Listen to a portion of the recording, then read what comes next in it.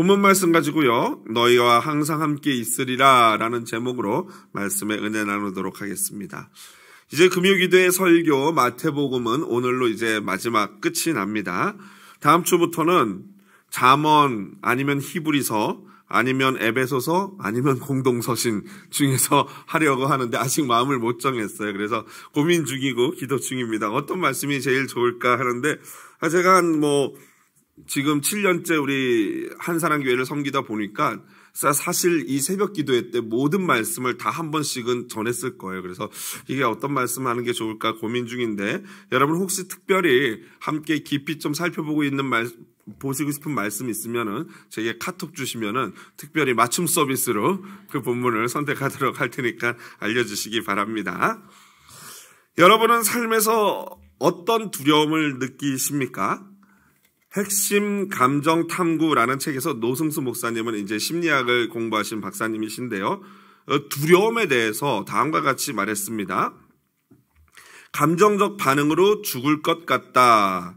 자녀에 대한 심리적 반응으로 아이들의 삶이 불행하게 될까봐 무섭다. 아동기 가족관계에서의 경험에 대해서는 끝장날 것 같다. 행동적 특징으로는 이 고통으로부터 벗어나 살고 싶다. 일 또는 학업에 대한 반응으로는 실패하면 끝이다.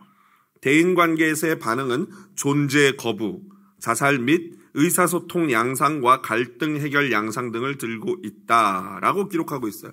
이분의 쓴 책을 보니까 좀 이렇게 스토리식으로 풀었었다기보다는 저렇게 이 식으로 딱딱 끊어서 해서 이 사실 전문적인 지식이 없으면 이게 무슨 소리지 하는 약간 헷갈리는 부분이 있어요. 그래서 보니까 결국 두려움이라는 마음이 있으면은 그것이 어떤 식으로 표출되고 나오는지를 열거하신 것 같아요. 그래서 두려움이 있으면 감정적 반응으로 막 죽을 것 같은 마음이 드는 것. 어떻게 보면 이게 이제 좀 더 막 확장되면은 공황장애 같은 게 일어나겠죠? 실제로 그렇진 않은데 정말 막 죽을 것 같은 두려움 때문에 어떤 경우에는 심한 경우에는 실제로 죽기까지 하는 그런 공황장애예요. 또 자녀들에 대해서는 심리적 반응으로, 그러니까 마음속에서 실제로 그렇지 않은데 아이들의 삶이 막 불행해질까 봐 겁나가지고 무서워서 모든 걸 다 시켜보고 막 애들한테 프레셔를 주고 하는 그런 것들을 말하는 거죠. 이런 것들을 쭉 이렇게 설명하고 있습니다. 이 노승수 목사가 말하는 것은 두려움은 우리의 감정 가운데 핵심 감정 중에 하나다. 어떻게 보면 자연스럽게 생겨나는 것이 두려움이다라는 것인데, 사실 가만히 이걸 보니까 이 두려움이라는 게 실제로 과거의 경험으로부터 아직 오지 않았는데 미래에 대해서 미리 부정적인 결과를 예측하기 때문에 생겨나는 게 두려움이 아닌가 생각을 해보게 됩니다. 이처럼 사실 우리 두려움의 대부분은 실체가 없지요. 실체가 없는데 그저 막연히 안 될까봐 두려워하는 그런 마음이다라는 생각이 듭니다. 지난주 본문에서 우리는요, 제자들이 매우 두려운 상황에 직면했음을 살펴보았습니다. 그런데 그 제자들의 두려움은 막연한 두려움이 아니라 실체가 있었어요. 어떤 일입니까? 스승인 예수께서 죽으셨다라는 것이죠. 여러분, 인간에게 있어서 죽음만큼 급하고 두려운 문제가 있겠습니까? 죽음이 안 두려운 분 계십니까? 이럴 때 눈치 없는 분은 손을 번쩍 드시는데요. 다행히 우리 성도님들은 사실 죽음이 두렵지 않아도 손 안 들어주셔서 감사합니다. 믿음이 있으면 사실 죽음이 그리 두렵지 않을 수도 있습니다. 그러나 일반적으로 실제적으로 지금 내 생각은 그래도 저는 사실 그리 죽음이 두렵지는 않거든요. 라고 말은 하지만 실제 죽음이 올 때 어떨지 몰라요. 이건 지금 제 생각이에요. 별로 진짜 죽음이 두렵지 않아요. 왜냐하면 저의 삶은 항상 죽음과 함께 있어요. 수많은 장례식들을 진행하고 늘 설교를 하고 하다 보니까 늘 죽음에 대해서 생각하기 때문에 사실 두렵지 않습니다. 라고 말하지만 실제로 어느 날 깊이 생각해보면 약간 두렵기도 하다? 이런 생각이 들기도 해요. 정말 죽으면 우리는 어떻게 되는 것인가? 천국에 가는데 죽을 때 느낌이 어떨까? 이런 생각해보면 두려움이 100% 없다? 이거는 사실 아니죠. 그러니까 우리 인간에 있어서 죽음만큼 두려운 문제는 사실 없어요. 여러분, 인생에 3대 거짓말이 있다고 하죠? 처녀가 나 시집가기 싫다. 그리고 장사하시는 분이 이거 믿지고 파는 겁니다. 이거 거짓말이래요. 그리고 마지막 하나가 어르신들이 아유, 빨리 죽어야지. 이거 절대 믿으시면 안 된대요.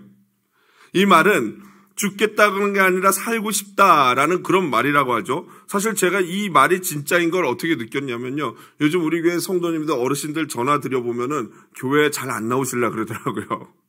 왜요? 교회 나오면은 이 많은 사람들 만나고 혹시라도 하나님이 빨리 천국으로 부를까봐 두려워하시는 것 같아요. 아니, 뭐 가면 어차피 천국, 살아도 미국인데 우리 뭐 그렇게 두려워하나라는 생각이 들지만 사실 우리 모든 사람은 이 죽음에 대한 막연한 이런 두려움이 있을 수밖에 없다라는 생각을 하게 됩니다. 특별히 몸이 허약하신 분들 또 어르신들 같은 경우엔 조심하셔야 합니다. 근데 3월 21일인가요? 그때부터 이제 마스크도 안 쓴다고 하네요. 네, 그렇죠? 어떻게 하실 겁니까? 교회 오셔서 여러분. 오늘 아침에 우리 새벽 기도하신 성도님들과 이렇게 식사하면서 얘기 나누는데 저는 개인적으로 이 마트나 이런 데 갈 때는 마스크 쓰고 가려고요.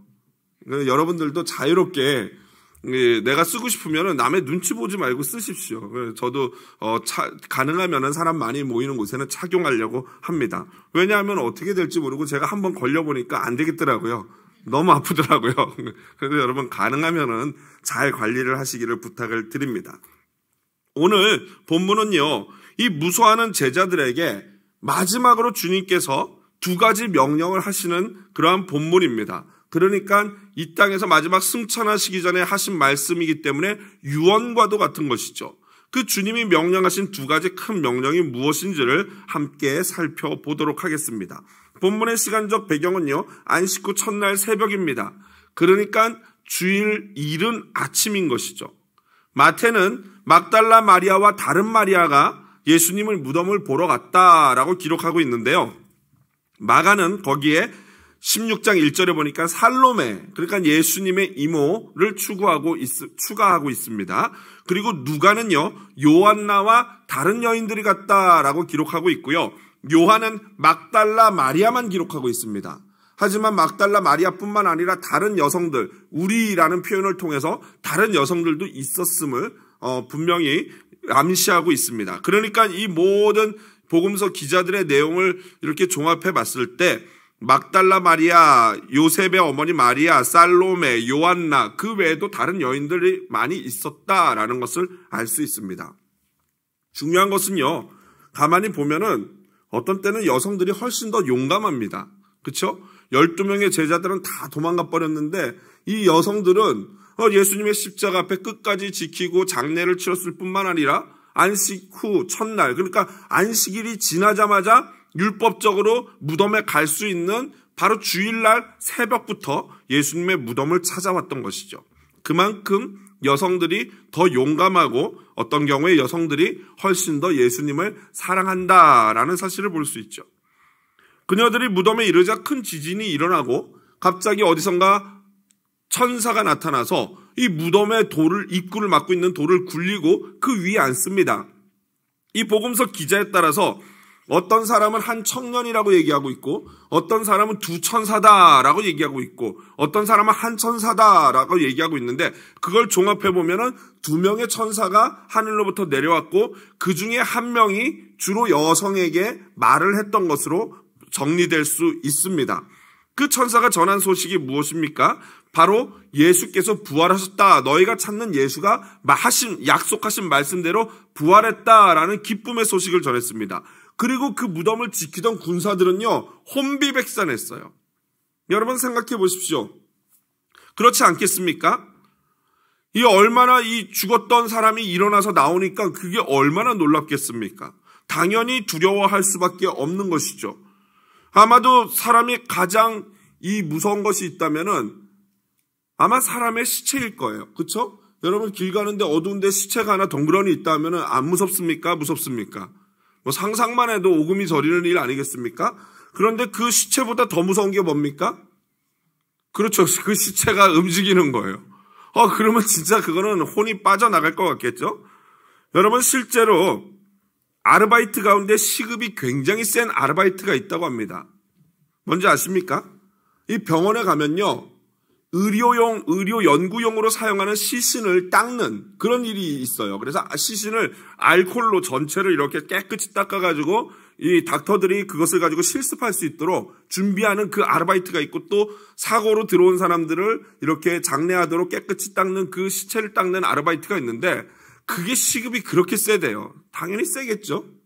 그런데 그 시급이 센 것보다 더 무서운 건 뭐냐면요, 가끔 이렇게 시체를 닦다 보면 손이 툭 움직인대요. 여러분 얼마나 놀라겠습니까? 그런데 그 일은 사실은 사후 경직된 이 근육과 신경과 관련된 해프닝이라고 합니다. 그러니까 뭐 귀신이 있고 살아나서 막 움직이는 그런 건 아니라는 것이죠. 하물며 이 손만 움직여도 사람이 놀라는데, 죽었던 예수님이 아예 살아서 무덤 밖으로 걸어 나오니 그 무덤을 밤새 지켰던 그 군인들은 얼마나 놀라겠습니까? 또 나와서 말씀도 하시고요. 또 한편은 하늘로부터 이 번개와 같은 형상을 한 이 두 청년 같은 천사가 와가지고 막 그냥 빛을 발하면서 이야기를 하니까 이 군사들은 마치 죽은 것과 같이 됐다라고 성경에 기록하고 있는 것입니다. 이 여인들도 그 장면을 보면서 너무나도 두려웠죠. 무서웠죠. 그런데 천사도 예수님도 함께 이구동성으로 말씀한 말씀이 무엇입니까? 오늘 성경에도 반복적으로 나오는 문장입니다. 4절에 보니까 무서워하여라고 나와 있고요. 5절에 보니까 무서워하지 말라라고 나오고 있고요. 또 8절에 보니까 무서움과라고 나오고 10절에 무서워하지 말라라고 말씀하십니다. 천사도 예수님도 여제자들에게 무서워하지 말라라고 명령하셨어요. 그런데 여기서 중요한 구별점이 있습니다. 그런데 무서워하지 말라라는 그 명령은 누구에게만 했어요?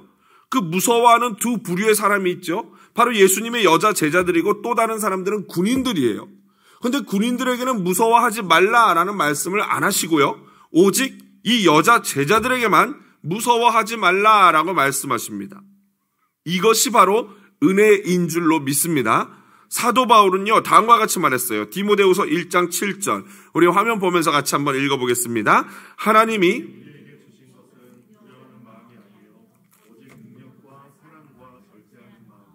그렇습니다, 여러분. 무엇을 두려워하십니까? 하나님이 우리에게 주신 것은 두려워하지 않는 마음인 줄로 믿습니다. 그리고 이것은 오직 하나님의 자녀들에게만 주시는 선물입니다. 여러분, 왜 하나님의 자녀들은 죽음까지도 두려워하지 않을 수 있을까요? 조금 전까지 사실 인생에 가장 두려웠던 죽음의 문제 때문에 제자들이 무서웠어요. 그런데 예수님이 바로 그 죽음의 권세, 죽음의 문제를 완전히 깨트리고 부활하신 줄로 믿습니다. 그렇기 때문에 더 이상 죽음은 우리에게 두려운 문제가 아닌 것이 된 것이에요. 그래서 예수님이 9절에 보니까 이렇게 물으십니다. 예수께서 그들을 만나 이르시되 평안하냐? 일반적으로 이것은 유대인들의 인사입니다. 카일레테인데요. 또 다른 말로 번역하면 기뻐하라라는 의미이기도 합니다. 그러니까 평안하냐라는 게 마음에 기쁨이 있느냐라는 것이죠. 왜 기쁨이 있습니까? 예수님이 죽음의 권세를 깨뜨리고 일어나셨기 때문에, 부활했기 때문에 기쁨이 없을래야 없을 수 없는 것입니다. 그러니 더 이상 우리 인생에는 두려움이 있을래야 있을 수 없는 것이죠. 왜요? 우리가 보통 그런 말 하지 않습니까? 까짓것 죽기밖에 더 하겠어. 이거예요. 이게 바로 우리 그리스도인의 삶의 표현 거죠. 아무리 나빠도 죽는 거예요. 그러면 어디 가요? 할렐루야. 다행입니다. 물어보면서도 조마조마했습니다. 죽으면 천국 가요, 우리는. 이거를 확실히 믿을 때 이 세상에 더 이상 두려운 것이 없어지는 거예요. 아멘입니다. 여러분, 이제 죽어도 죽기까지밖에 더 하겠어 라고 말하고 천국 가는데, 이제 예수님이 부활하셨어요. 그건 무슨 말이에요? 우리도 부활하게 될 줄로 믿습니다. 그러니까 죽어도 살아날 것이니 무엇이 두렵겠느냐는 것이죠. 여러분, 다시 한번 질문 드립니다. 여러분은 지금 어떤 문제로 두려워하고 계십니까? 자녀가 잘 안 될 것 같은 미리 염려로 두렵습니까? 아니면 부부 관계로 두렵습니까? 아니면 건강의 문제로, 아니면 노후의 문제로, 심지어 죽음의 문제로, 또는 앞으로 미래에 내 삶에 펼쳐질 직장이나 앞으로 내가 꾸미게 될 가정이 잘 될까? 이런 문제로 두렵습니까? 오늘 이 저녁 여러분 부활하신 주님의 음성에 귀를 기울이시기를 바랍니다. 이렇게 물어보십니다. 사랑하는 딸아, 평안하냐? 사랑하는 아들아, 카이레떼, 기뻐하라. 무서워하지 말라. 이미 내가 죽음의 권세를 이기고 너의 모든 문제를 이기었노라. 무서워하지 말라. 아멘. 오늘 이 음성을 반드시 들으시기를 주님의 이름으로 축복을 드립니다. 우리가 무서워하지 않을 수 있는 근거가 한 가지 더 있습니다. 20절의 약속입니다. 20절 한번 같이 큰 목소리로 본문 20절 읽어보도록 하겠습니다. 내가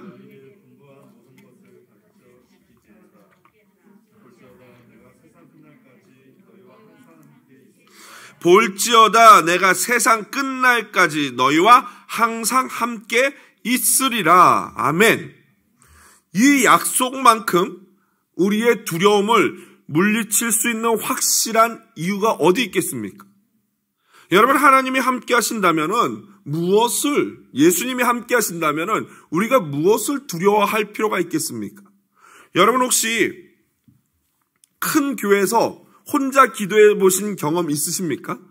아니, 큰 교회는 빼고라도요, 그냥 교회에서 혼자 기도해 보신 경험 있으십니까? 아니, 저는 종종 그런 경험들이 있는데요.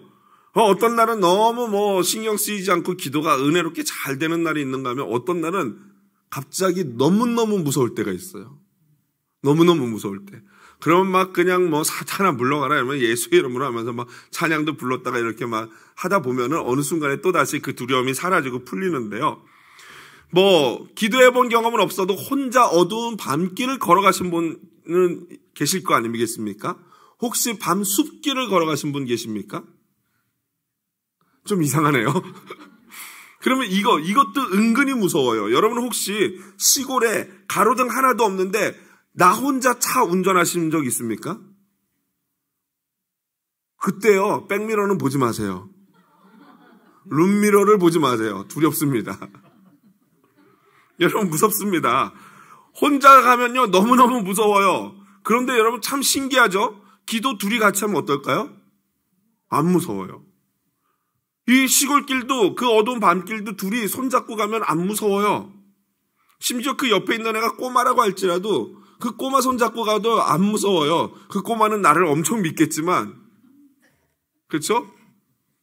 하물며 같은 인간이 동행해도 꼬마 한 명만 데리고 가도 마음이 많이 따뜻해지고 그 두려움이 반감하는데, 하물며 예수님이 우리와 함께 하신다면은 여러분 무엇이 두렵겠습니까? 아멘이시죠?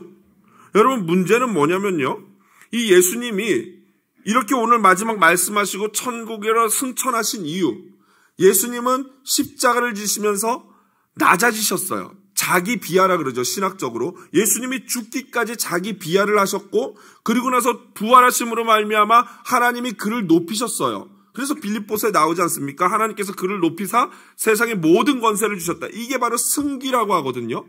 근데 예수님이 이렇게 올라가셔야만 하는 이유가 뭐냐면은, 육신을 가진 인간 예수님은 동시에 우리 모든 사람과 함께 동행하실 수 없어요. 눈에 보이게요. 그렇죠? 그래서 예수님이 올라가시고 대신 누굴 보내셨습니까? 다른 보혜사이신 성령 하나님을 보낸 줄로 믿습니다. 그 성령 하나님은 전 세계 모든 예수 그리스도를 믿는 자들과 지금도 함께 하실 줄로 믿습니다. 문제가 그런데 하나 있어요. 문제는 뭐냐면은 그 함께 나와 동행하시는 임마누엘 되신 예수님을 어떻게 해야 돼요? 내가 믿고 그걸 사실 어떻게 해야 됩니까? 이 피부에 와 닿아야 되는 거예요. 느껴야 돼요. 예수님이 함께 하신다는데, 약속하셨는데 전혀 그런 느낌을 받지 못해요. 함께 하시나 보지. 이렇게 되면요, 아무리 함께 하신다라는 약속이 있어도 그게 이 공수표와 같은 거예요. 내가 느끼지 못하면은 이 옷과 같은, 그 황금과 같은 이 말씀도 아무짝에 쓸모가 없는 거죠. 그러니까 뭐 해야 돼요? 내가 느껴야 돼요. 예수님이 나와 함께 한다는 걸 느낄 때 그때 놀라운 역사가 일어나게 될 줄로 믿습니다. 여러분 어떻게 느껴요? 여러분 생각해 보십시오. 지금도 이 허공에는요, 수많은 이 전파들이 떠다니고 있어요. 그런데 그 전파를 잡으려면 어떻게 해야 돼요? 라디오에서 그 주파수를 돌려서 그 오는 주파수와 이게 맞아야지만 그 소리가 그때부터 들리기 시작하는 거거든요. 그러니까 하나님은 나와 함께 하시고 끊임없이 귀에다 말씀하시고 나와 동행하시는데 문제는 우리의 주파수가 거기에 맞지가 않아요. 그러니 계속 함께 하시는데 함께 하시지만 그걸 느끼지 못하니까 늘 언제나 외롭고 두렵고 무섭고 혼자 같은 생각이 드는 거죠. 그러니 나도 답답하지만 누가 더 답답하실까요? 그렇죠. 옆에 있는 예수님이 너무너무 안타깝고 너무너무 답답한 거예요. 여러분 오늘 기도와 말씀으로 저와 여러분의 영적인 주파수를 조종하지 않으면 주님이 나와 함께 하시는 것을 결코 느낄 수가 없습니다. 오늘 이 저녁 영적인 주파수를 조종하여서 바로 주님의 손을 느끼는 저녁이 되기를 주님의 이름으로 축복을 드립니다. 마지막으로 18절, 20절 살펴보는데요. 이 구절은 그 유명한 지상 대위명이죠. 더 그레이트 커미션이라고 하는 마지막 예수님의 유언과 같은 명령인데 이 명령이 너무너무 중요합니다. 이것은 모든 제자나 모든 사역자의 사역의 디렉션 같은 거고요. 또 이 본문에서 기독교 교육학의 모티프가 나옵니다. 그러니까 기독교 교육은 이 말씀을 근거로 하여 교육에 임하는 거죠. 이 구절을 여러분 잠깐 우리가 분석해 보면은 세 가지 동사, 명령으로 구성되어 있죠. 간단하게 보시면 첫 번째로 가라라는 것입니다. 그리고 두 번째로 세례를 주라라는 것이에요. 그리고 마지막으로 가르쳐 지키게 하라라는 것이죠. 찾으셨습니까? 먼저 하늘과 주셨으니 19절 보니까 너희는 가서라고 나오죠. 가라. 그 다음 두 번째 성령 아버지와 아들과 성령의 이름으로 세례를 베풀고 세례를 주라. 마지막 세 번째 20절에 모든 것을 가르쳐 지키게 하라. 이 세 가지 동사 명령이에요. 그런데 이 동사 세 가지 명령이요, 한 가지 본래 동사. 이 문장에서 동사가 세 가지 있지만 가장 주동사가 있어요. 그게 뭘까요? 찾으시는 분은 제가 커피 한 잔을 내려드리도록. 잘 보십시오. 여기 이렇게 돼 있죠. 제자로 삼아. 제자를 삼으라. 이게 핵심 주동사예요. 그러니까 나머지 세 개 동사 명령이 핵심 주동사에 걸리는 거죠. 이렇게 됩니다. 가서 제자 삼으라. 그렇죠? 세례를 주어 제자 삼으라. 마지막으로 가르쳐 지키게 하여 제자 삼으라. 또는 제자 삼아 가르쳐 지키게 하라. 제자 삼아 세례를 주라. 상관없어요. 한마디로 제자를 삼으라는 게 핵심적인 키워드고 거기에 이 세 가지 동사가 같이 걸려 있다는 거죠. 그러니까 여러분 제자화는 해도 되는 겁니까? 안 해도 되는 겁니까? 반드시 해야 되는 거예요. 이것이 주님이 마지막 우리에게 주신 인생 최고의 목표인 것이죠. 그냥 전도만 하고 끝나는 게 아니라 우리는 먼저 내가 주님의 제자가 돼야 되고 주님의 제자가 됐으면 그 다음에는 또 다른 제자를 생산해내야 된다는 거예요. 마치 우리 인간이 믿음의 가정을 이루고 새로운 믿음의 아이를 생산해내듯이 영적으로도 똑같다는 거예요.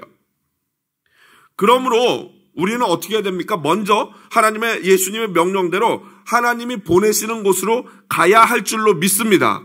여러분 지금 하나님이 저와 여러분을 어디로 보내고 계십니까? 할렐루야. 한사람 교회로 보내주셔서 왔잖아요. 그죠? 맞습니다. 좀 더 좁혀보십시오. 어디로 보내고 계십니까?